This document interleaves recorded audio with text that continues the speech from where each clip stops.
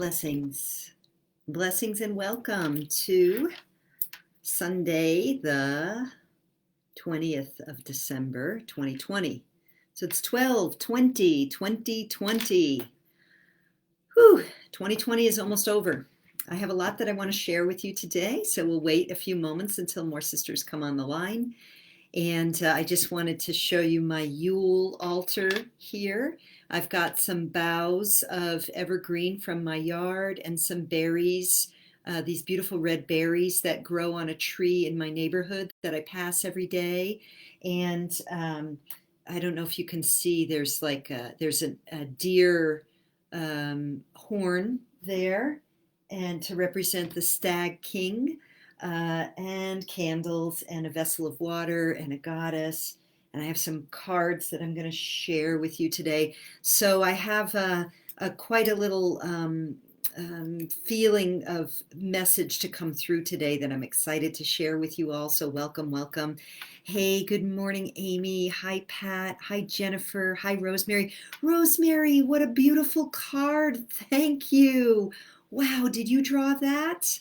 That was just, wow, thank you so much for sending that. So Rosemary sent me a holiday card. Absolutely beautiful. Evelina, good morning. Judith, hi, good to have you here today. Marcia, thank you. Welcome for being here. I haven't seen you always much here, so or maybe you just don't say hello. Inga, hi. Amy, oh, I said hi to Amy already. There you are. Beth, welcome. Petra, welcome. Good afternoon to you, sister. Oh, so good to be here with you all.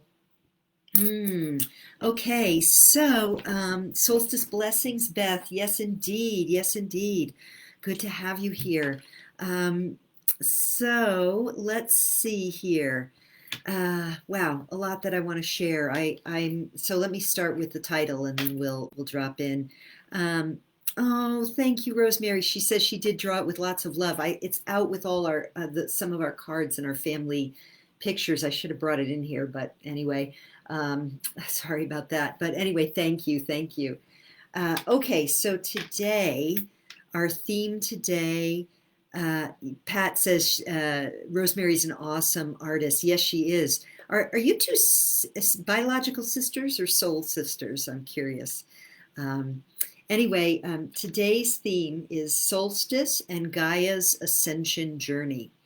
And the sort of subtitle, which came just before I went live, is Bringing the Light of the New Consciousness Now.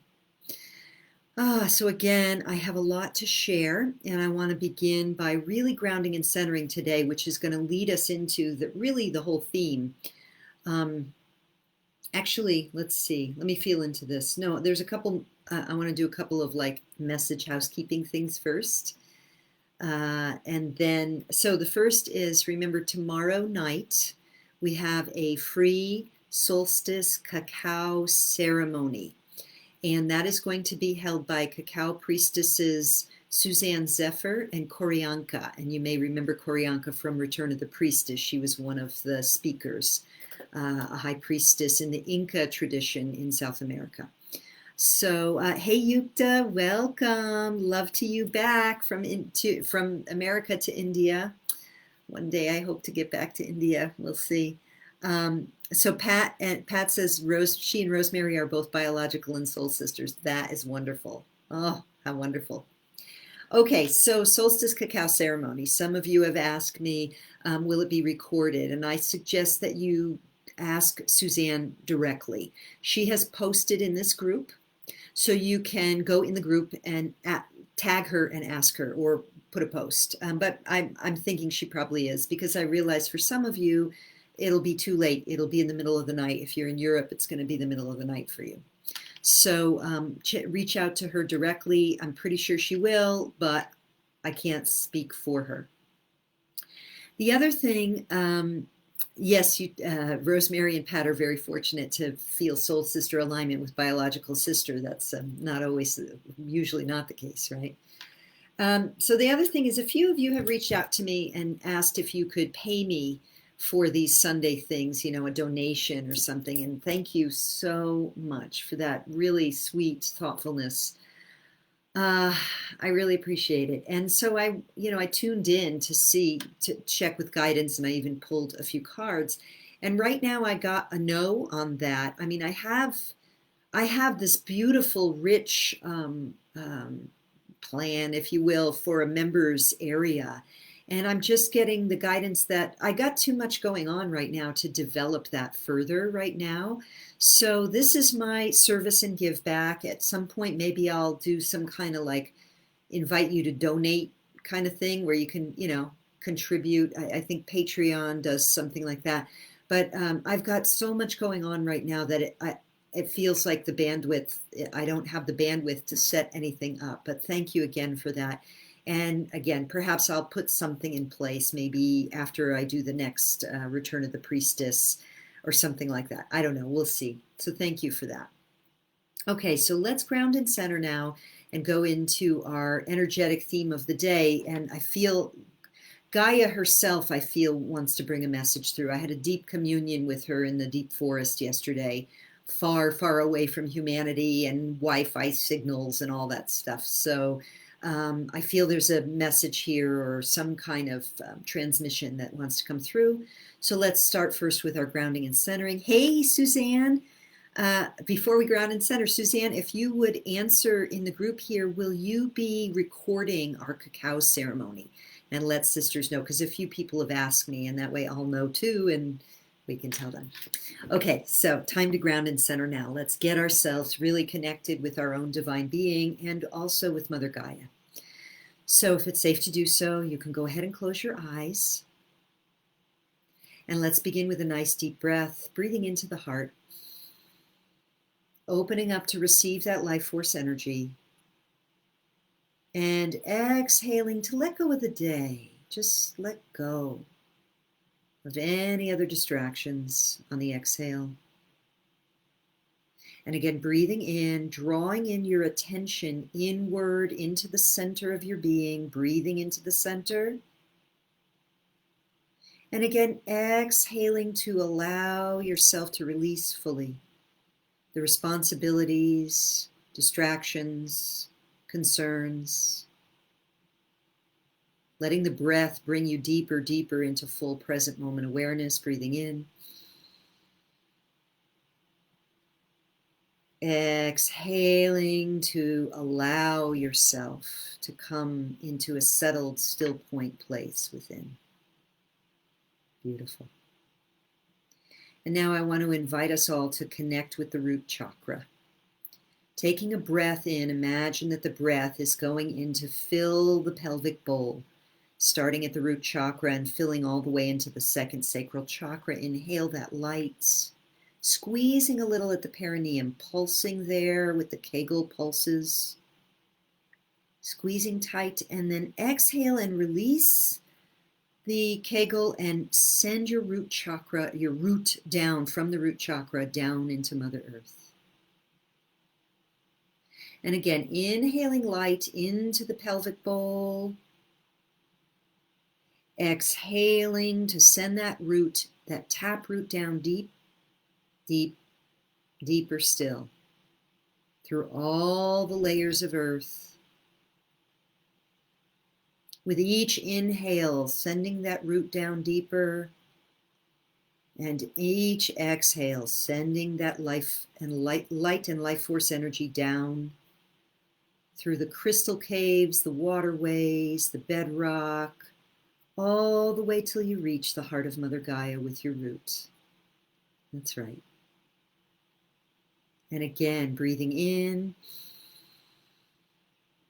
exhaling, sending your energy downward until you reverently connect with the heart of Mother Gaia, with that taproot. Allowing yourself to feel grounded, centered, connected with her. Beautiful. And now on the next inhale, allow yourself to receive the blessings of Mother Earth and her loving life force energy being sent upward into your root. So you're inhaling and drawing that energy up, and you can pulse the perineum, do those little Kegel squeezes like you're pulsing up and pulling that energy up Up, up, up through your root, through all of those layers, deep, up, up, up, up. And then as you exhale, sending that energy in a spiral dance from the root chakra up all of your chakras and out the crown of the head. That's right. And again, drawing your energy upward, upward, squeezing, squeezing, squeezing, pulling energy, pulling that life force energy from Mother Gaia up into through your root, and exhaling it up through your body and out the crown. So you feel that sense of being connected, grounded, centered. And now the next thing we're going to do is we're going to pull light down from the crown on the inhale. So pulling light down, inhaling, inhaling, inhaling into the heart space, expanding into the heart space. The light and the life force energy of the God force. And now exhale and let that energy spiral down through the lower chakras, through the root, and offering light to Mother Earth. And again, breathing in the light of the divine through the crown, third eye, throat, heart, expanding into the heart on the full inhale, exhaling through the solar plexus, sacral, root, and down that taproot, letting it just drop all the way down, the light offered to Mother Earth. And now a breath where you're drawing energy simultaneously up from Mother Gaia, down from the heavens, meeting at the top of the inhale in the heart space, and exhaling to send those energies in their directions so that you become anchored in light, grounded and centered, and a vessel of light to offer to Mother Gaia. Beautiful. And one more like that, breathing in, drawing the energy simultaneously up and downward, meeting at the heart. Exhaling to send those energies in their respective directions, letting yourself be an anchor for light on earth. And feel the way these energies nourish you in your spirit, your mind, and your body. Let the peace and tranquility of the love light of the divine and the support of Mother Earth to descend upon you, allowing your mind to still and your heart to expand in love for all of life. Thank you. When you're ready, you can open your eyes. Okay. So again, our theme today is Solstice and Gaia's Ascension journey, bringing the light of the new consciousness now. And I'm just going to tune in for a moment. There's many pieces of information that want to come in, so let me connect in so that I bring them forward in a clear way.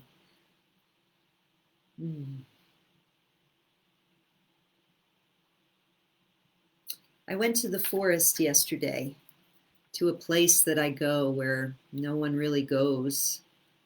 And it's acres and acres and hectares of national forest. And nobody's there but me and the trees, and sometimes some antelope and elk and bunnies and birds. And I walked in the forest all day by myself. There was snow. It's at about 7,000 feet.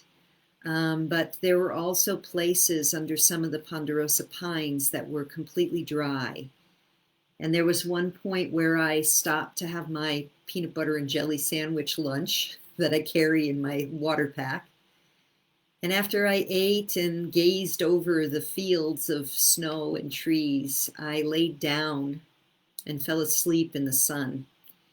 And I remember just impressions of visitations of, I don't know, energies or beings, nothing very solid. But the peace that descended over me was profound, profound. Miles and miles away from Wi-Fi or noise or fear frequencies or all of that's going on the earth. It was just me and the trees and a very few birds in the deep winter of the forest. Maybe not the deepest of winter, but and I hugged many trees, and I felt such a peace, such a simplicity of life, uncluttered in my mind by the worries of jobs and money and houses and all of the crazy other stuff going on the planet right now, viruses and vaccines and battles and just all of it. Just being simple in the forest. And that really connects with what's going on at a frequency level on our earth right now. So Gaia is in her ascension process. She is really now moving, I mean, she's moving from the third dimension to the fifth dimension. And I think it's really important for us to understand that as much devastation as we have wrought on Mother Gaia, and I don't blame individual humans. I actually feel there's a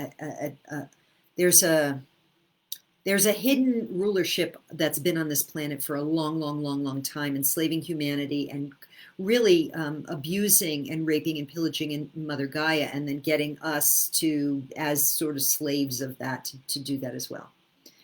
Mother Gaia is incredibly strong. If she did not want that anymore, she could, like when a dog shakes the water off, I really feel she could just shake us right off. And so while there's a lot of talk of climate change and all that stuff, and I don't want to go too far into that rabbit hole, that's a whole other thing. We have to understand that there are nefarious agendas around anything that becomes really popular in the mainstream. So if climate change is really created by us and not the fact that we're all the whole solar system is increasing in heat, and then want us to, change our personal lifestyle rather than the corporate toxic major polluters and major extractors of resources to do anything, then we have to say there's an agenda, right? All of that is going to start to come to an end, because as Mother Gaia actually does ascend into a higher vibrational frequency, which she already is doing, then those lower vibrational frequencies cannot stay here anymore. So all of the spin around, climate change and we all have to pay a carbon tax and all of this stuff is actually the opposite of what it seems. That is not service to Mother Gaia. Service to Mother Gaia is to begin to move away from the inorganic ways of living. The inorganic ways of living, constantly being hooked to Wi-Fi, agreeing to having things injected in us that are inorganic, that will track us and trace us and all of that. Inorganic beliefs in how to extend life, inorganic frequencies bombarding the planet. This is what we are going to be shifting away from. And as we awaken our 12 strands of DNA, our crystalline DNA, and begin to perceive the world in a more multidimensional way, our reality in a more multidimensional way, we begin to see the falsehoods of trying to create a better world through inorganic strategies, like chemtrails to change the weather, or frankenfood by genetically engineering food, or toxic chemicals to kill bugs instead of on crops, and then eating those toxins. Like that whole consciousness is a consciousness that comes from beings who don't raise their children on this planet, to quote our beloved Jesus in a channeled message some time ago, either Jesus or Ananda. This and then is fed into the human consciousness among humans who are not connected to their 12-strand DNA. They're in there. We had that removed or unhooked a long time ago, but we're naturally reconnecting our DNA, and we're beginning to see, like, wait a minute, how could it make sense to do inorganic things to to live on an organic planet in a natural way. It doesn't make any sense. It's absolutely, utterly illogical. But those sisters and brothers who are very caught right now in the narrative, and the mainstream, they very much believe in inorganic strategies to solve problems, natural things like viruses, which are natural. They're covering our skin, viruses and bacteria. That they're not, their other strands of DNA haven't come on yet. They're still in that two-strand DNA. They're like robots, like servants, and their consciousness is different. And so we have to hold the light for them and be patient and loving and understand that they're in a different place, and that arguing with them about things like, you know, there are natural solutions to keeping our immune systems healthy so that we don't have to take an inorganic thing that will destroy our DNA, that will manipulate our DNA, that will control our DNA, that's utterly illogical, right?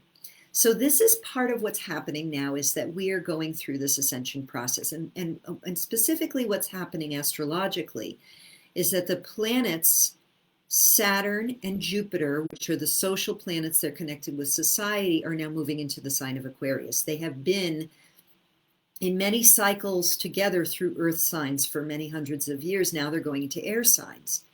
The age of Aquarius, on the bright side, on the light side, is about liberating humanity. It is the rebel cry to freedom. And on the shadow side, it is a belief that AI can resolve our problems in an inorganic way, that man can play God and get away with it. And so we're at a precipice here. We're really at this bifurcation point of consciousness, where some will go the shadow way, the AI way, and some will go the organic way. And I think you can figure out which side I'm on for that. And so as priestesses in the temple, and I'm going to start sharing cards now. So I pulled Isis, the goddess of magic, and the high priestess in another one of my decks. And she who oversees the return of the priestesses to the temple. We are here to hold that light right now to, how did I put it here? Bring the light of the new consciousness now. And the other card, so then I also pulled from my, another goddess deck I have, Hestia. So Hestia is the goddess of hearth and home, and her priestesses, the Vestal Virgins, always kept the hearth fires, or the fire, the flame, burning. And I really feel that's why I have 2 candles and then 4 of my little mini candle things there, because I didn't want to burn with low votive candles. I didn't want to burn this stuff. But we have to hold the light right now for this ascension journey, and simultaneously connect with Mother Gaia. That's why I started this gathering the way I did. We have to ground and center ourselves in the earth and allow that light to come through us and offer it to her. And I know this is something I do regularly, right? So no news there. But this window of the solstice, where we've got these 2 planets of society, Saturn and Jupiter, conjunct moving into 0 Aquarius tomorrow, this is a very powerful time to deeply get connected and earthed and grounded, and use your light to literally offer it to Mother Earth, to be connected with her so that you can ride this ascension journey with her and also offer that loving support. She knows who we are. She feels us, and she offers back to us the soothing, comforting, organic, healing balm of energy, like what I experienced yesterday in the forest. So the more you can connect with Mother Earth in any way you can, as often as can, ideally daily, even if it's just to hug a tree, get your bare skin on her body in some way, in a body of water. I go up to my rock promontory here, take my feet off, take my shoes and socks off and put my bare feet on her. I touch her with my hands. I hug trees. This is going to help you a lot to manage these frequencies that we are dealing with, and to also come into your wise woman knowingness, your priestess knowingness of how to make decisions in these times, as we feel an increased pressure to make inorganic decisions for ourselves, for our physical bodies, for our genetic line, and for our children. We have to be in alignment with our organic, natural truth, holding that light of real truth, not spun truth to fulfill an agenda that has nothing to do with helping humanity or helping Gaia ascend. So I also pulled this beautiful, this is the World card in the Mythical Goddess Tarot. And, you know, this is Gaia pregnant with the earth, getting ready to ascend. And look at how organic and natural she is and powerful she is. So you can use this image to really feel the way you can attune and tune yourself into her magnificence, her power, her ability to bring forth and sustain life, her ability to take care of us. We don't need all of the inorganic nonsense to survive here. What we need is a deep and abiding connection with our divinity and Mother Gaia, who supports us in walking in these mind-body vehicles that were designed to be with her. Designed to be with her. So let us tune in deeply with that heavenly connection and that earthly connection, and keep that hearth fire burning. Keep the light of love burning in our hearts for our sisters and brothers who believe that an inorganic solution could help us, who are lost, who are locked into a two-strand DNA, very dense consciousness that cannot perceive the multidimensional truth of our divinity, of our true nature. Whew, so let me see if there's anything else. Let me feel in here. Well, the one other card that came up was the Ten of Earth. This is the fruition card. This is Mercury in Virgo. So this really, Mercury is the messenger. Virgo is the priestess and the earth energy. So it really feels like me bringing forth the message that Mother Gaia is abundant. She is abundantly able to take care of us. She is abundantly able to provide for us when we deeply connect and commune with her. Our reconnection to her is the solution to the many of the things that ail us.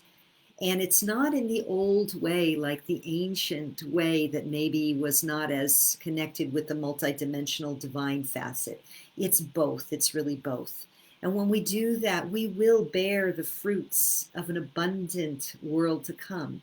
And so let us hold to that vision, just like in the book, you know, that we co-created together, Visions for a New Earth. There is an abundant future possible for us. And the way to that is not by going off planet with AI and using technology and being bombarded by even more frequencies or investing in all of that stuff. I'm not saying we don't leverage technology. That's part of the Aquarian age. What I'm saying is that we have to remember our true divine nature, and that these body-mind vehicles we're walking in were designed to walk on Mother Earth. And that when we combine the two, what we have is the sacred marriage. We have the hieros gamos of spirit and body, of the divine feminine and the divine masculine within. So that's my message for today. Thank you for listening. Thank you for being here. Thank you for your priestess walk and your intention for in any way that you do your life's work, your life's blessings. And thank you for holding the space here to invite me to keep coming and bringing forward these messages. So I wanted to say a couple things here. That Suzanne says, yes, the cacao ceremony will be recorded. So please, if you haven't already signed up for that, it is free. It's tomorrow evening. So even if you can't join us tomorrow evening here in the U.S., western side of the U.S., and actually all of the U.S., and then you can get the recording. So I want to check in now to see if there's any messages. Again, I'm going to look over here at my big screen so I don't have to squint. Inga says she's happy about the replay. Suzanne says, sounds so magical. And that this was so needed today. Thank you. Oh, you're welcome, Suzanne. Yeah, absolutely. I just had such bliss yesterday in the forest, and I really noticed this distinction of the frequency difference when I come back into the Wi-Fi and everything. And in fact, I posed a challenge to my husband today. He has not yet taken it up. That we have a day over the holidays where we turn off the router for the Wi-Fi and we don't go online at all. We don't go on the phone. We don't go on anything. And because it's become so addicting. I mean, just think about it. It's not that long ago that we didn't even have personal computers, let alone the internet. I mean, most of us, unless you're very young, can remember that. If we wanted to call someone, we picked up the phone and dialed it or pressed the buttons. You know, maybe we had call waiting. So why can't we have a day at least where we turn off that? I feel like that medicine is super important right now. So Suzanne has also put, again, the link in here for any of you who are not registered yet. So you can click on the link here in this thread. And of course, there are other links in our group as well. Petra says, thank you for the wonderful message. Judith says, beautiful and powerful opening today. Thank you. Yes, I really feel that, you know, the earth and the divine. And you know what's so interesting about that? It's not just me that feels that in these times, that is a big piece of what we are doing. We are literally reconnecting the umbilicus, if you will, of heaven and earth. Now, a couple things I wanted to share with you. First of all, the Aboriginal people on the solstice, oh, I'm getting chills. They are literally conducting at Uluru, that great rock in the middle of Ayers Rock, I think Westerners call it, in the middle of Australia. They are literally conducting a ceremony in which they are completing a ceremony that was obstructed and stopped. I don't know if it was millennia ago, hundreds of years ago, or what, where they are reconnecting the umbilicus, connecting Mother Earth with the divine portal of Galactic Center. Oh, that's a whole nother thing, is that we are also aligned with Galactic Center right now and tomorrow. So the power of this time is tremendous. So literally you can tune into the Aboriginals who are doing this sacred medicine work. And what's interesting, I was on a call with my sister priestess friend Leola Antara, who was another speaker from Australia, another speaker in the series in the Return of the Priestess, and she told me about this Aboriginal reconnection that's happening tomorrow. And what I said was so interesting is that in Return of the Priestess, almost every activation that each priestess offered had some way in which they were connecting the heavens and earth simultaneously.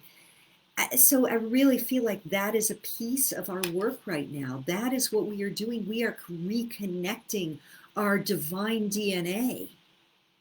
And that energy coming from the Galactic Center, from Alcyon, from the center of the Pleiades, and the Mother Earth, that is what we are connecting now through our very bodies. It is such a powerful time to be on the earth right now. It is such a powerful time to serve as priestess. It's inner alchemy that we are doing. We are literally alchemizing old, and that's a whole nother thing I wanted to talk about, but I don't want to go too long on another tangent. But we're alchemizing all of that old stuff. We're reconnecting our DNA. We're reconnecting to Galactic Center. We're reconnecting with Mother Earth.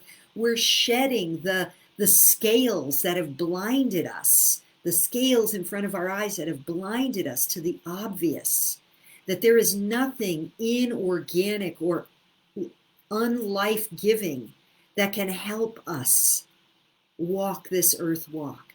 If it is not of organic life force energy, it is not here to serve us. We are divine beings having an earth walk in these beautiful vessels designed exactly to be on Mother Earth. And that is the earth we are coming to. That is the blessing that we are coming to. These beautiful, beautiful cards that represent Mother Gaia and our connection with her as remembered divine beings.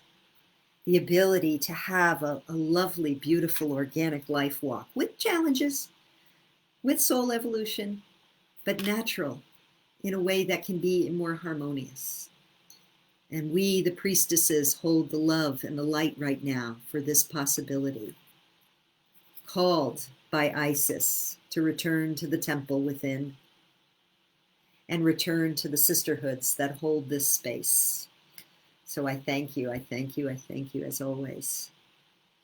And again, I'll look here. Thank you for that inspired addition to this piece. So let's see. You're welcome, Petra, for the message. Judith says, I can see the bliss and peace still in you today. Yeah, it was, oh, I needed to be there. I really did. I'm so grateful. Suzanne says, in Bali, they have a day of darkness called Nyepi, where all internet connection is turned off. Yes, I've been there at Nyepi, and it is so wonderful. It's like the perfect excuse. Sorry, I can't be online today. Jennifer says, when you pulled the Gaia card, I noticed the snake wrapped around her belly. What is the significance of the snake? Thank you, Jennifer. Actually, my Mother Spirit Priestess group, we did our whole solstice ceremony the other day, and it was all about shedding the skins. So the serpent is an ancient symbol of the goddess that was changed in the Christian mythos to be the devil, of course, like so many things. Go figure, right? So predictable. The snake sheds her skin. The snake crawls belly to belly on Mother Earth. The snake is deeply connected with Mother Earth. And so when the snake sheds its skin, so as the snake grows, she sheds her skin and becomes shiny, bright, and new. So there is a great power in the snake symbology, as her medicine represents the ability to die, be reborn, and rise again, just like the seasons of the year. And there's a lot more I could say about that. I have a deep connection with the snake. Those of us born in 1965, by the way, and in Chinese astrology, we are born in the year of the snake. So we have snake medicine. So if you have a deep fear of snake, I invite you to explore it further, because where there's fear, there's power. And the snake holds potent transformational power. And at this time, of course, we are shedding the skins. We are removing the scales. Like when a snake sheds, the first thing that gets kind of pulled away is the skin before its eyes, and it goes blind for a little bit, and it gets sort of edgy and uncomfortable. Don't go near it. It'll snap at you at that time. But then it peels away and it sees more clearly. And this is what we're doing right now as a planetary family. Of course, not everyone. Some will never take the scales away from their eyes, and they're going to set up a DNA trajectory for themselves that looks pretty scary to me personally, but it's not one I'm going to choose. But many of us are awakening, and the skin and the snake shedding its skin is a beautiful symbol for that. Thank you for that question. Amy sends love and blessings to each of us. Yeah, many of us have been gathering here consistently together week after week, month after month. And, you know, we've created a very powerful container for other sisters to enter in. And I've started to share these on YouTube as well, so that more sisters are starting to connect there as well. Beth says, thank you for your message. Curious what the oracle decks you used today. Okay, so this one is the Divine Feminine, I think it is, Megan Watterson. This and this are Dreams of Gaia. And no, excuse me, Mythical Goddess, excuse me. These are the Mythical Goddess Tarot. This is a proper tarot deck. That's the back side of it. And then this one is the Goddess Oracle. This is an old one. I've had this for decades. That's what the back looks like, the Goddess Oracle. So those are the ones. Thanks for asking that. Pat says, Evelina says, chills in a good way. Pat says, replying to Jennifer, I saw the chakra colors, rainbow snake. Yeah, there's the rainbow serpent of the Mayas that also is connected with the Kundalini. That's the other thing about the snake, of course. The Kundalini serpent is what sits at the base of the spine, and when we awaken it, it goes up the spine. That's the whole other, of course, obvious connection with the snake. Beth says, wow, I can feel the Aboriginal work too. Also, I'm mooning. It's a powerful one. Yes, beautiful. And if you can put some of your moon blood on the earth by a tree or somewhere sacred, create a little stone circle and offer the blood there, either squat there or bleed into a bowl or have a natural rag that you can then soak in water and wring it out on the earth. That would be a beautiful way to create a solstice ceremony.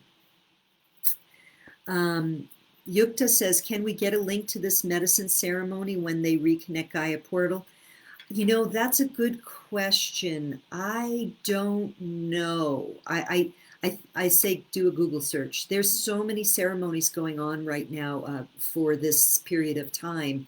So, but I would look into that. This was just verbally told to me by my sister friend Leola, who she and other friends will be in another part of Australia, because as that connects, it's going to send out energy through the ley lines, and they're going to be at a ley line portal that sends it up through Southeast Asia. But I don't know details beyond that. I will be in ceremony and prayer and meditation with Tina Spalding's community and Jesus tomorrow, and then in the evening, of course, our cacao ceremony. So I didn't look into it further, but I think if you did a Google search or even reached out to Leola, maybe tag her in a post here in our group, she may respond. And then Suzanne says, oh, wow, I didn't know about the skin of the eyes being shed first. What a powerful metaphor. Yes. Yeah, and when a snake, literally, when a snake starts to shed its skin, it feels very vulnerable. And we think about that. What's going on our planet right now? People are, I've said this so many times, please forgive me for sounding like a broken record. People are going a little batshit crazy right now. The increased frequencies here on Mother Earth are causing all of our unprocessed shadow material to rise to the surface to be cleared. And that could feel a lot like, you know, symbolically like we're being forced to shed our skin, but we don't understand that process, or those who are still in two-strand DNA, 3D consciousness. And so what's happening is they're getting bombarded by information. It's starting to get confusing. It's stressful. It's fearful. They're looking outside of themselves for someone to trust, to cling an authority, because that's what two-strand DNA does. But the skin is starting to peel. The fear is starting to rise, and all of a sudden they kind of don't know anymore. And this creates all kinds of trauma. We don't have to go into it, but people trying to force other people to their agenda, the attack, all of that stuff. And I can tell you, having been the owner of a couple of pet snakes in my life, 3 actually, that when a snake is starting to shed its skin, even if it's very familiar with you and you hold it on your body every day and you feed it in the same way, you put it in the box and feed it and all of that stuff, when its scales are over there on its eyes and it can't see, you could literally do the same thing, put your hand near it in some way, and it will attack, because it just sees something and it doesn't know. And that's kind of what's going on. So be gentle with we have to be gentle with ourselves. We have to understand that at times we are going through this as well.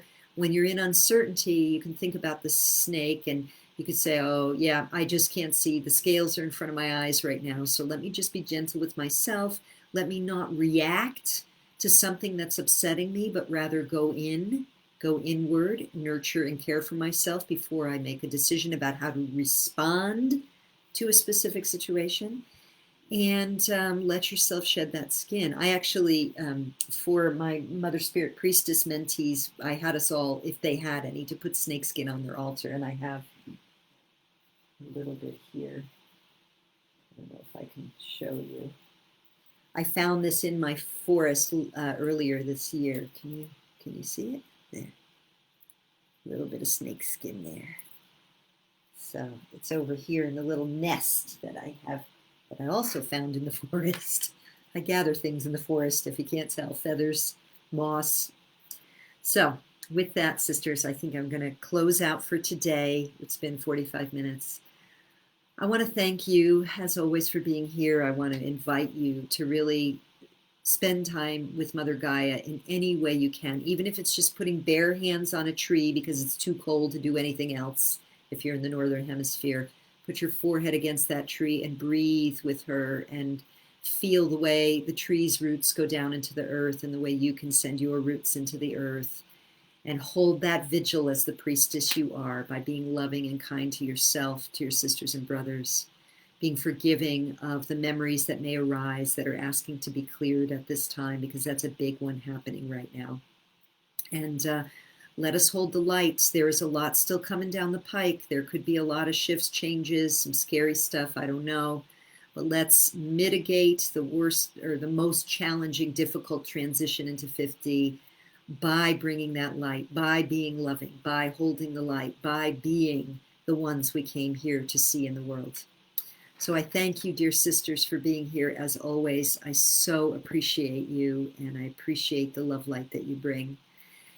And I'll see you next Sunday. Much love and many blessings. Oh, and I hope to see you tomorrow evening at the cacao ceremony with Suzanne and Koryanka. So with that, much love, bright blessings, and we'll see you soon. Mwah. Bye for now.